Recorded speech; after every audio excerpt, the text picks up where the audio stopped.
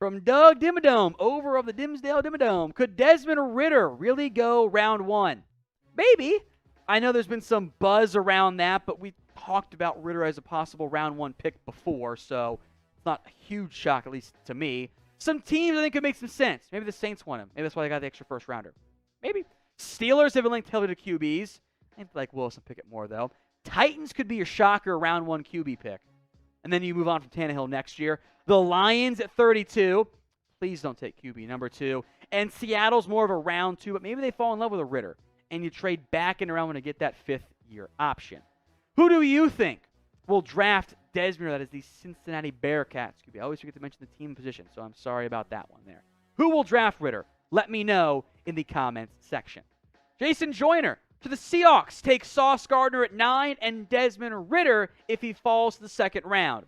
You still need offensive line help, but I would love Gardner at 9. That fills a big time. He's a good scheme fit. I will not complain in any capacity on that front. Ridder in round 2, if you think he can be your guy, sure. I would wonder if the Seahawks' best path is to not go QB at all this year, but I've got a 2nd-round grade on Ridder, so yeah, I'd be fine with that one. From GBK Hawk, Seahawks trade a 2023 2nd-round pick for Adam Thielen. Let me double-check his contract here. I would be surprised if Seattle did that because you've got Adam Thielen, who's fairly highly paid. DK Metcalf wants a big, fat new contract, and you're trying to trade, or you got Tyler Lockett. It's a lot. The Vikings, I believe, this year restructured Adam Thielen. If they trade him right now, it's an extra $8 million in salary cap charge. After the draft, they save $5 million. So I think the Vikings say no because Thielen's a really good football player, and you typically don't trade those guys away, even though he is on the wrong side of 30. All right, GBK Hawk, trade number 9, a future 4th, to the Ravens for 14 and 45 and a 6. So let me double check the math here. So you're getting 14, and then you're moving up with 9 for 45. Just double checking my math here on the fly. Let's see. That's a little high. You're getting a lot there to move up. I would wonder if what does this one work out with here? I'm just checking my math. You know what works pretty damn well, actually, is just 14 and a second to move to 9. I think you're getting too much back from the Ravens, but hypothetically, if it happens, Linderbaum, Ojabo, McCreary, and Matt Corral. Okay. Those are 4 guys I like. I don't love Corral, but, Ojabo's worthwhile. Linderbaum's a stud. So if you could make that happen, I am all for it, my friend. From Tunka Todd, I want to say like Tunka, like super deep, like it's something funny. I don't know, but I appreciate it. Baker Mayfield to the Titans, who need a starting QB for a 2nd and 4 in next year's draft. So I don't hate the idea of Tennessee upgrading at QB from Ryan Tannehill. My problem is I think you have to do the Jared Goff, Matthew Stafford trade, which your options are, well, they're gone with Russell Wilson and Deshaun Watson already traded away at this point. I don't think Baker's an upgrade right now over Ryan Tannehill, especially not enough to give up a 2nd and a 4 and have 2 big, heavy quarterback contracts on your roster unless you could ship out Ryan Tannehill for maybe one of those picks you sent out. So if he gets cut, I think it could make more sense for Tennessee on a lesser contract, trying to let them compete. But I don't think Baker is a premium upgrade right now. Frankly, as Baker himself has said, it's tough to find a destination for him, right? Seattle makes sense because, well, they got Drew Lock, and he's bad, and you got to make the money work. I think the value of Baker's down pretty low right now. The Detroit Lions, if they don't believe in Jared Goff, but they're not going to trade for him, I don't think. Carolina and Baker apparently don't view each other as a fit, thanks to the Sam Darnold disaster. The Falcons could be a dark horse, but they also signed Marcus Mariota. Houston, I think, wants to roll with Davis Mills, and I don't think he'd start. And Baker wants to start. That's kind of the crux of the issue, the contract versus the starting options. It's not the typical available outcome you normally see in the offseason for guys. I think our starting caliber QB is just low end, and teams don't like paying big money for a low-end starter and uncertainty long term. From Oh My God, Chandler Bing style. Will the Eagles trade away Andre? I hope that's what you're hoping I was going to do there, Jack. I don't know, though. Will the Eagles trade away Andre Dillard? I'm a bit surprised he hasn't been dealt yet because he's not their long-term left tackle. That's Jordan Mailata. And I think there are teams that need a starting left tackle. So some teams I think could make some sense, right? Carolina. Cam Irving ain't it. He's just not good. The Steelers, why don't you upgrade over Dan Moore? The Colts, is Matt Pryor your guy, or is he a guard? I wonder if he's a guard more so than a left tackle. But Dillard and the Eagles have a good relationship to an extent, right? The Saints, if you don't go tackle round 1, trade a day 2 pick for Dillard. Make him your new starter. And Seattle has like 0 tackles on the roster that have proven themselves as good. They make a lot of sense for Andre Dillard. So what I want you guys to do right now is name a player who you think ends up getting traded. Head down to the comment section and let me know what player or players, if you want to be an overachiever, you think ends up getting dealt. Todd Duche, why is J.C. Tretter unsigned and who could get him? I don't know. It's a great question. I wonder if him being the NFLPA president is a problem for teams. Not supposed to be, but could be. He's older, too. I thought he played well, though, for the Browns. And I think there are a lot of teams that could use J.C. Tretter, right? The Miami Dolphins. I know Will Scott wants that real bad. The Minnesota Vikings. Garrett Bradbury's been kind of poor. The Denver Broncos. I saw that one linked by PFF. I don't quite get the love, but I'll mention it. The Cowboys, upgrade over Tyler Biadasz. The Ravens, if you don't want Patrick McCarry there at center.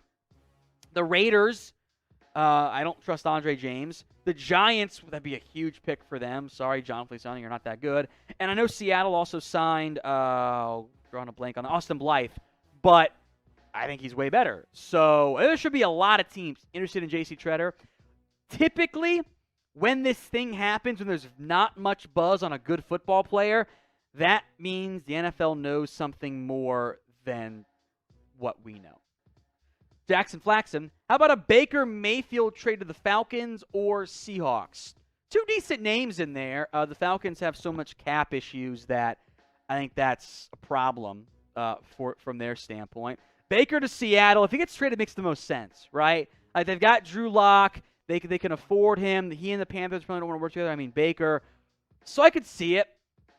I think if he gets cut or the Browns will eat a bunch of his money, there's a lot more interest. But Baker wants to be a starter, and the pool for those guys, it's thin from that standpoint. Other teams might just want to draft a QB early and gamble on that front.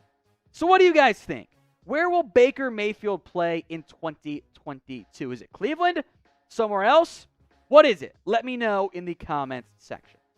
From Michael, DK replacements. If he gets traded internally, you're banking on Dwayne Haskins. Beyond that, it's got to be draft, right? Whatever pick you get for DK, let's just say it's the Jets pick, number 10, right?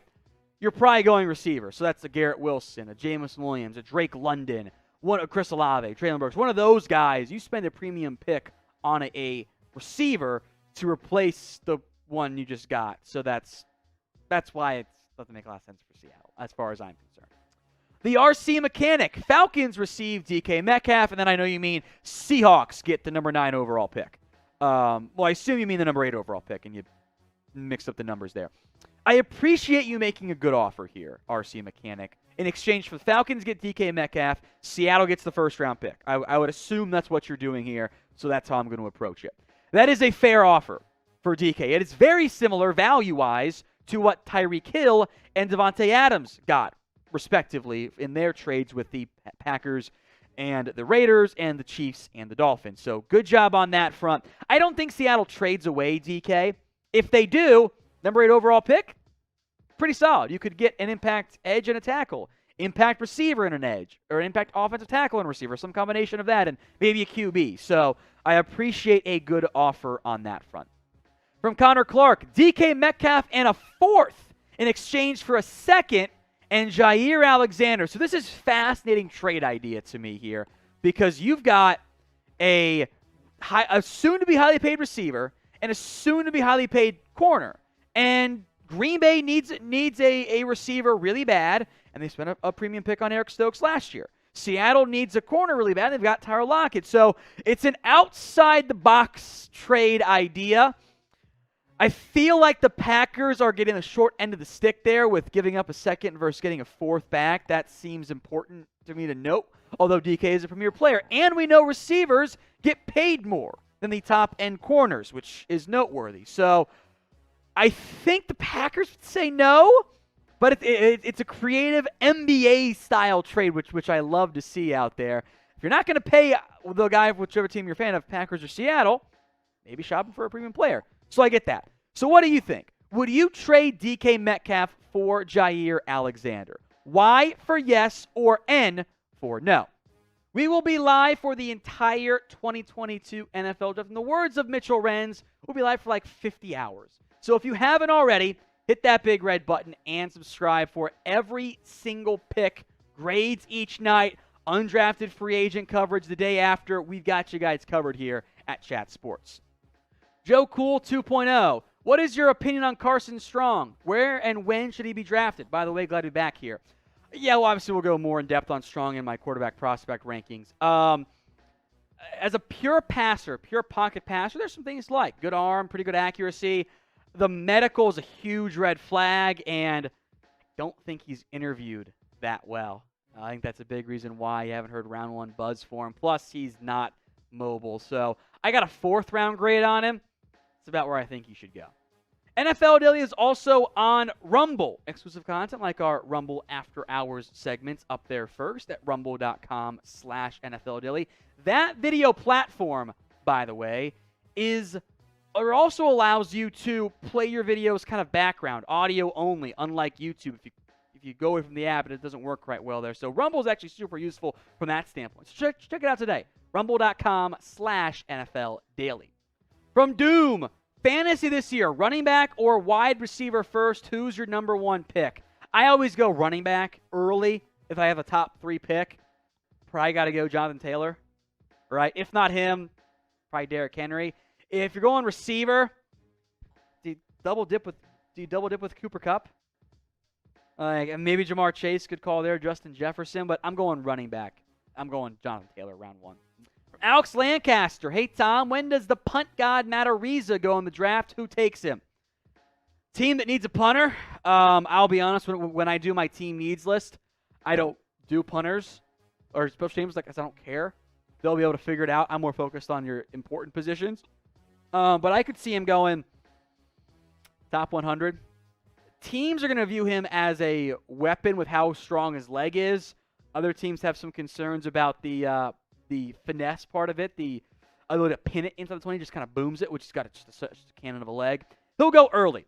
He will go really early. He'll probably be a really good football player, and there will also be better players who go after him who we continue to meme, a la, the pick of Brian Inger's a good punter for Russell Wilson, and that was a disaster.